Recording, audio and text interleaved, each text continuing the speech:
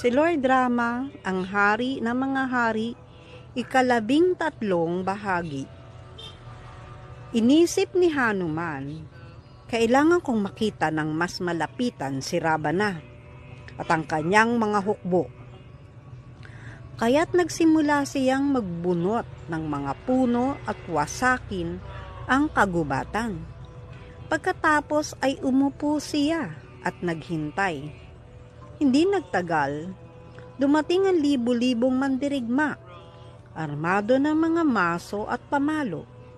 Malakas ang kanyang pag-ungal at inatake ni Hanuman ang mga ito. Pinatay ang karamihan, iilan lamang ang nakatakas. Nang malaman ni Ravana ang nangyari, nagpadala siya ng sunod-sunod na alon ng mga mandirigma. Ngunit tinalo silang lahat ni Hanuman.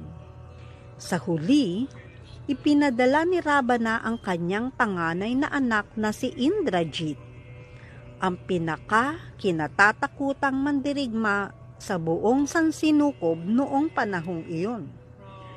"Huwag mo siyang patayin," utos ni Ravana.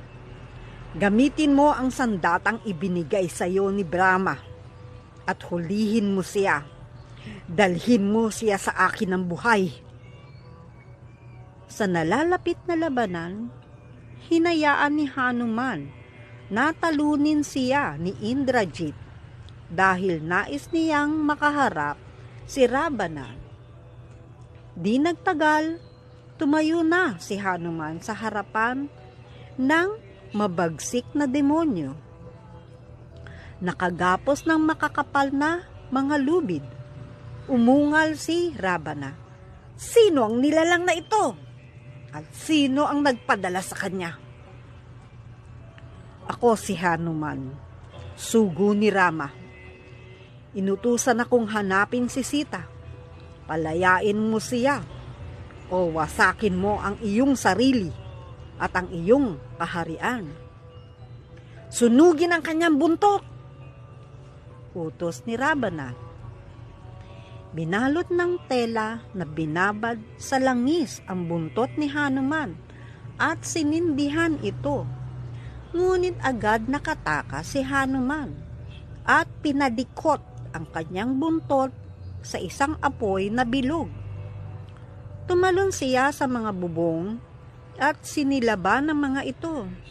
Nagliyab ang buong lungsod, pati na ang palasyo ni Ravana, at nagkagulo sa lahat ng dako. Habang tumatalon si Hanuman mula sa bubong patungo sa isa pang bubong, sumigaw siya ng, "Tagumpay kay Rama!" Tiniyak niyang ligtas si Sita. At nang siya'y masihan sa kanyang ginawa, inilubog ni Hanuman ang kanyang buntot sa dagat. Minsan pang tumalon si Hanuman sa karagatan. At nang makarating siya sa kabilang pangpang, binitawan niya ang isang malakas na sigaw ng tagumpay. Agad siyang sinalubong ng kanyang mga kasama upang marinig ang kanyang kwento. Sila'y bumalik sa Kishkinda upang dalhin ang balita kay Rama.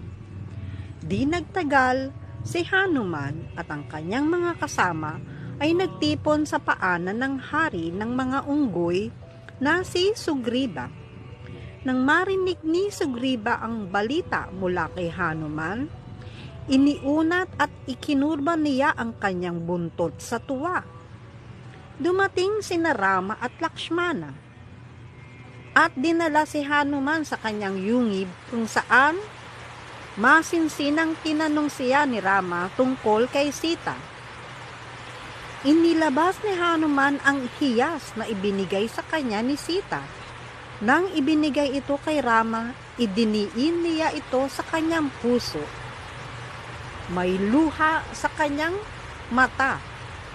Nang sinabi niya kay Hanuman, ang hiyas na ito ay ibinigay kay Sita sa araw ng kanyang kasal ng kanyang ama, si Haring Janaka. Sa pamamagitan ng pagtingin dito, nakikita ko si Sita.